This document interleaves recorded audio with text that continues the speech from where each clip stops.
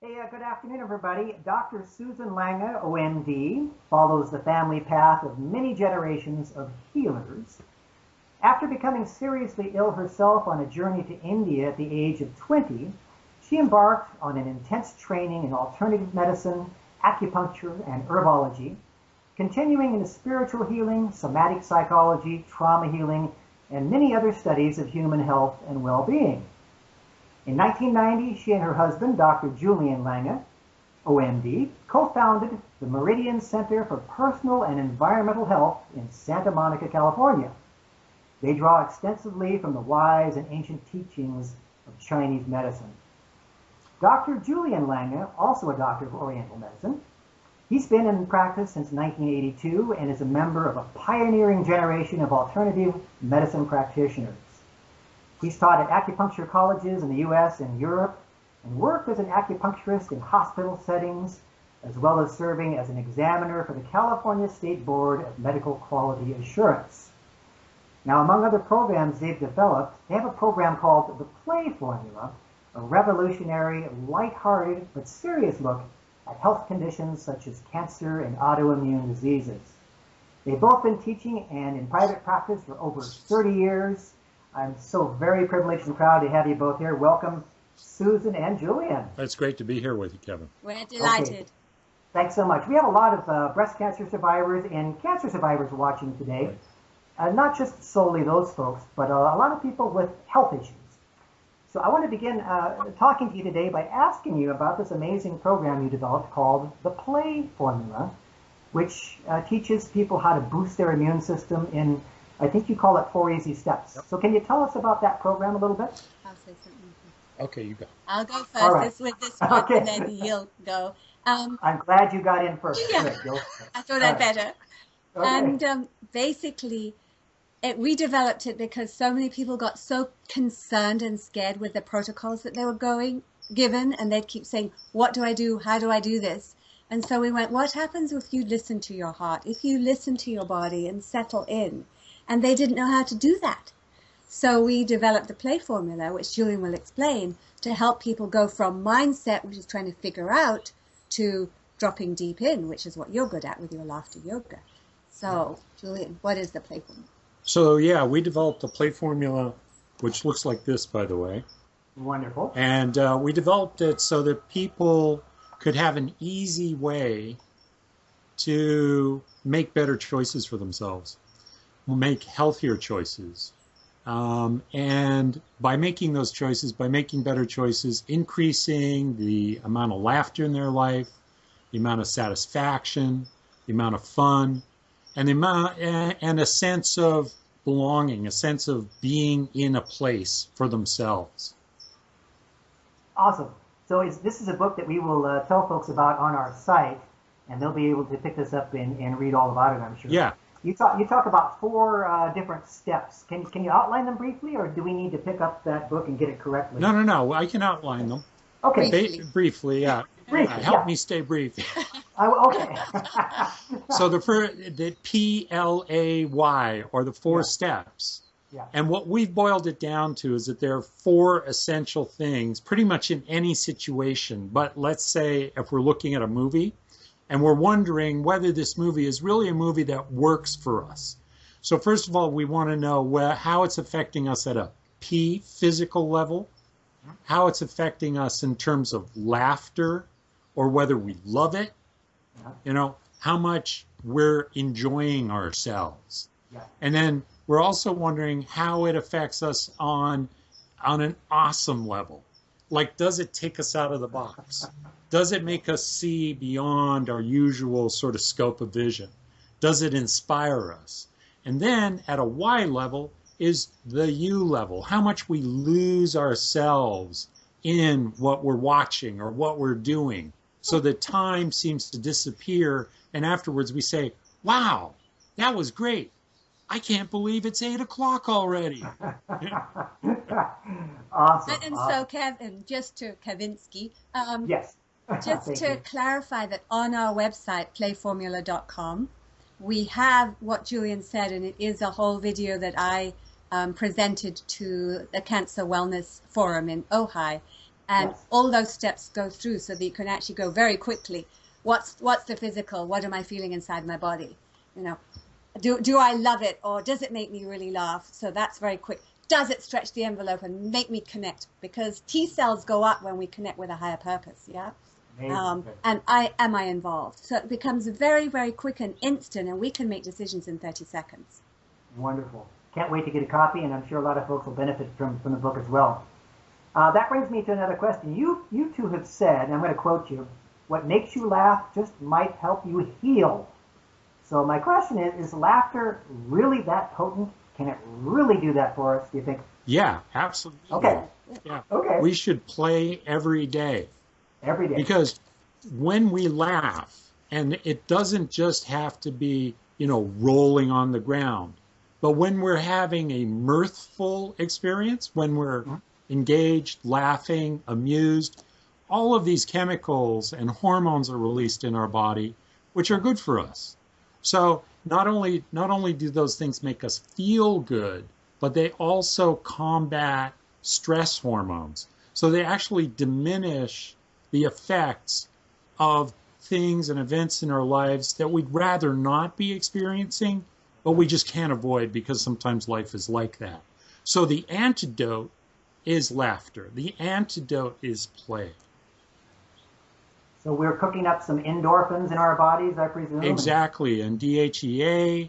So DHEA. yeah, And oxytocin. which is the bonding hormone, and you can love the one you're with, or you can love yourself more.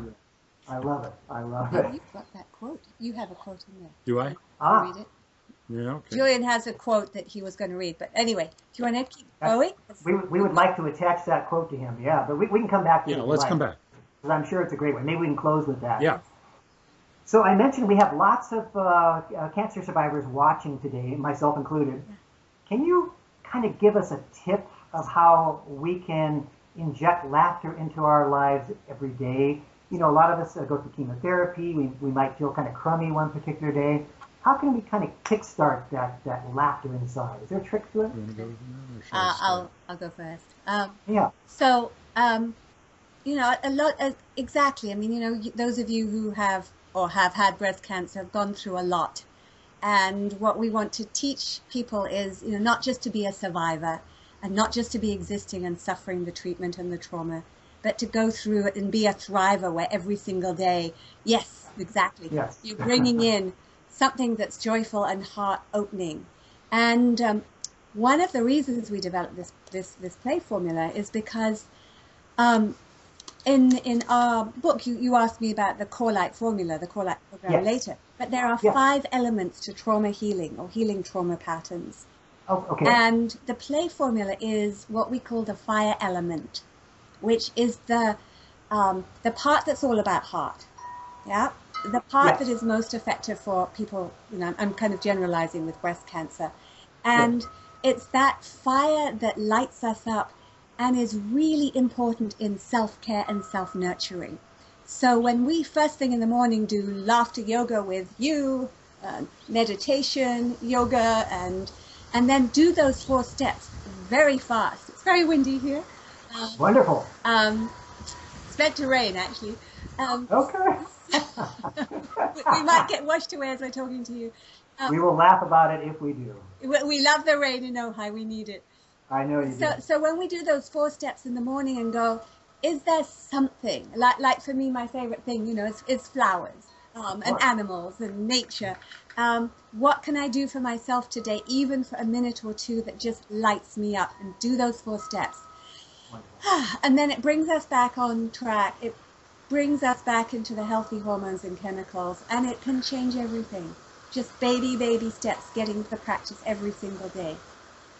So what you're saying is that we can all find something if we search something that's going to kind of kickstart that laughter and humor inside of us. Yeah, even if we're in a hospital room, bringing a favorite picture and having it on the wall, or a beautiful card, or the music we love to hear. Listen to our wind chimes. I hear that. It's lovely.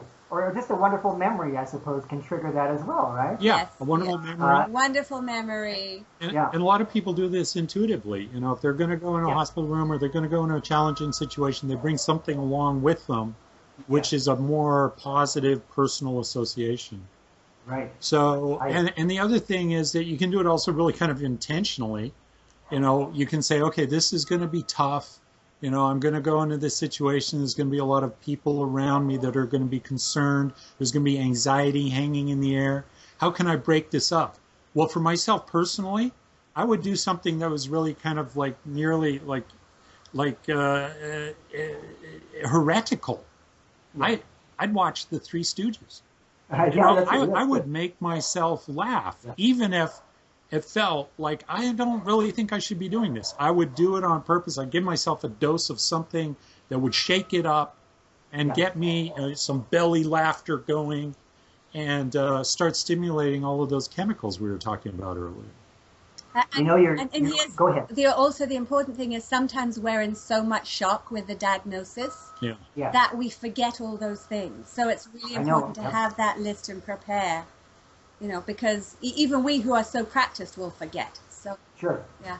That's exactly what happened to me. There's that moment when you're just hit pow and you feel like the wind's knocked out of you. Yes. But that wind will come back if you breathe it in, I suppose. Yeah. you know. Breathe. You have to know Yeah. it'll come back. And you have Yeah. to trust that. And you have to look around and know that other people have done it and thrived.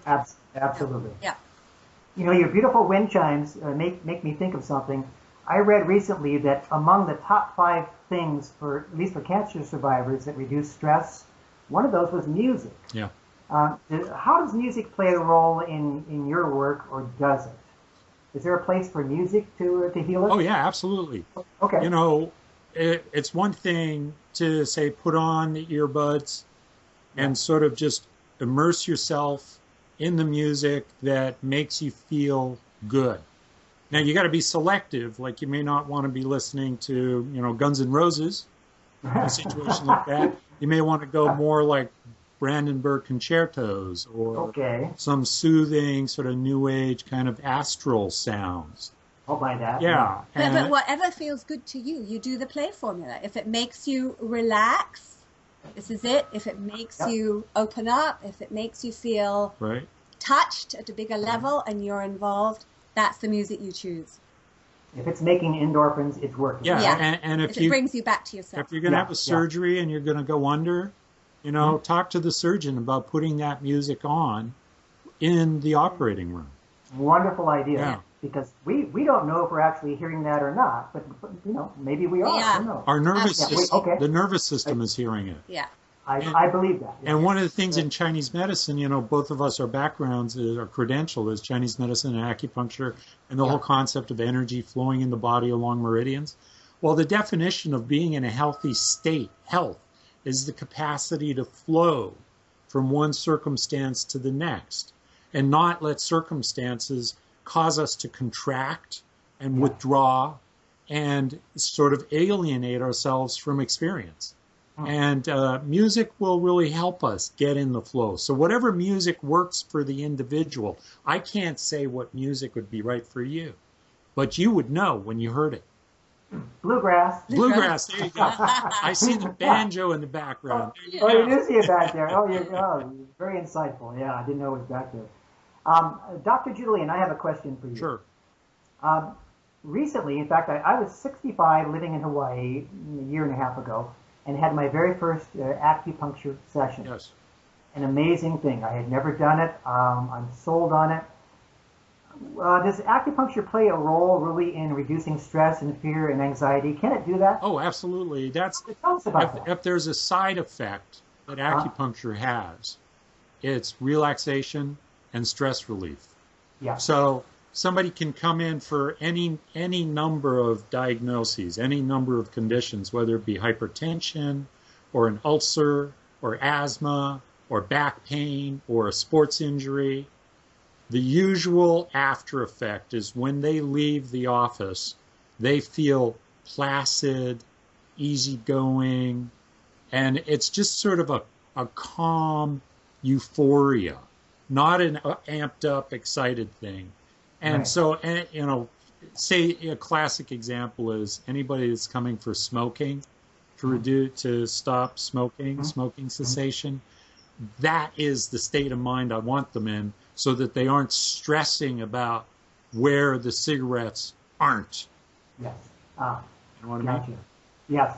You know, I fell asleep during my first treatment. Is that typical? Yes, That's and excellent. that is the best thing you can do, because when you're asleep, in that sleep state, your body just starts shedding unconscious stressors, and you don't even have to, ask yourself any questions or think about it. Absolutely amazing. I wish everybody could have a chance to try it. Yeah. With you. But that would be a busy day. That would be a really busy year. Such a diplomat. Okay, so I have a question for you. What are the signs of laughter deficit disorder? How do I know if I have it? It's just at an intuitive level, it's pretty obvious. Yeah. It's somebody who really has a hard time finding their bliss, Yeah. let alone laughter. But Susan will give you some more specific details. Yeah. Uh, So how do we recognize that, Susan? we recognize it when we can't laugh. And when people come into our office to see us and we say, in order to heal the deep trauma patterns, especially if you've had cancer and have gone through the surgery and, chemo or radiation and the whole, in quote, stigma, it's very traumatic. And also the reasons that led up to it would be very traumatic.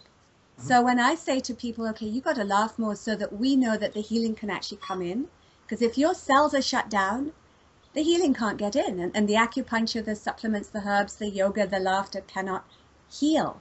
And I frequently, we have people who say, but Susan, I live on my own, or I haven't laughed in months. I don't remember when I last laughed. I'm dealing with a really serious thing here. How can I laugh? Yeah. And at first, this was decades ago, I was nonplussed. It's like, how do I get them to just open up a tiny bit? Because that's how you start to heal trauma. Is open up, laugh a little, and it starts to melt the frozen parts where you're like this inside. Your reptilian brain still holds on to the trauma of the surgery, for example. And so children laugh at least 400 times a day. I don't know if you know that study, do you? Yes, it's wonderful. I believe it totally. And adults maybe 15 times a day. Most of our patients, when they come, will say, Not even that much. not even one. Yeah. So we know right there that they've got laughter deficit disorder. And then we go through these 5 elements of trauma healing, where they might go, they've got family trauma, trauma all the way through the generations that they're still carrying on to. Surgeries, that's another type of trauma. Money traumas, relationships traumas, all those different pieces. and we look at those different patterns and we go, wow, where do you want to start? And we usually try to start them with this fire element. I'm looking at my red flowers here. Yeah. To start melting just a tiny piece. And that's when the laughter deficit disorder can start to heal. Wonderful. We have just a little time left, but I wanted to go back in time for just a moment. Was there a place in your lives where laughter didn't exist? Was this something you learned how to do? Did you learn it from someone, or is it a natural thing we all have that just found you? Well, yeah, there were some difficult times in our lives. About 6 years ago, we got evicted from a home. That would do it. And it was really tough. That would do it. And how do you laugh? How do you laugh through that? How do you do it? Yeah, exactly. We had to laugh. We had to find those little cracks in, quote, reality. Right. Where we could find the humor. And that kept us together. Because if we hadn't done the play formula, we would have been blaming each other, and it wasn't. It would be very difficult. In 2 months, we will have been married 30 years. Yay! Yeah. And so that's a success story if I ever heard one. Yeah. So that's sort of an acknowledgement to that. So that'd be one I could name. Can you think of another? Yeah. I think when I was really, really sick and I had very severe hepatitis in India and nearly died, and I just had to keep knowing inside that I could pull through. And that is really how I got to the Core Light program, because I was carrying so much trauma in my system that it was just touch and go. And I had to just go so deep inside and tap into that healing life force inside my own body, where I didn't listen to the doctors first. My Western doctors, I had to go, there's something else that's not being touched, and what is it? And when I found that place, then I knew I could heal, and then I drew in all the right people. And that's what we teach people to do in our program, is to really tap into their own healing, trust themselves, and then whatever treatment they're doing, no matter, what they're doing, it will make a difference. But otherwise, if you're really tightened up with trauma inside, it doesn't matter how wonderful your doctor is, you're going to keep blocking it. And that's why we teach people to honor their no. If they're saying, no, I'm miserable, I'm withdrawn, shut up. Stop talking about all this fun and laughter stuff. Yeah. Back off. That's where on the website we have a section on honor your no. Because when you honor that part that's going back off, it's too much. I've got people suffering in my life or on the planet. And there's horrors going on. Why would I laugh? And we go honor that, and the body starts to relax. Brings it up to a deep place of respect. Organs relax, then the healing can come in. But first, sometimes we just have to honor that stuff that just says, back off, no freaking way am I going to let you in, let the healing in. Makes perfect sense. So you're really talking about just living in the present moment, which is a little bit of a cliche, but it's true. You're allowing whatever's happening at that moment to be there. And we're naming it. We're not pretending and going into mask or smiling or rising above it. We're going, okay, you've got feelings. Let us know. Write them down. Let us know. We can work with them. And then that moves into the power of the healing. Huge. That's huge. People sometimes say to me, how can you laugh at your cancer? But I point out that I'm really not laughing at my disease. I'm laughing at the craziness of life, that it even exists as a disease. That's where I find the humor sometimes. It's just, you can't figure it out. So you might as well just laugh with it. Yeah, that's very wise, Kevin. Yeah, it's true. Yeah. Hey, just to close now, because you've given us some wonderful time. We sure appreciate you being here. Sure. For everybody watching today, can you leave us with a word of advice or a thought, maybe a question I haven't asked you you'd like to talk about? What can you leave all of these cancer survivors with as a tidbit, a little gem to go home with today? I would say the thing with the play formula, the PLAY, those are really ways to refine our choices. And it doesn't just have to be about laughter. It can be about, how can I improve the experience I'm having now? Just by making one little adjustment or a few little adjustments, it could turn something that is sort of bland and indifferent into something that's positive and inspiring. Wonderful. And I'm thinking of, a patient we've been working with who had breast cancer 15 years ago. Yeah. And when she came in, she really got to what was going on and the massive amount of self-hatred. So back to here again.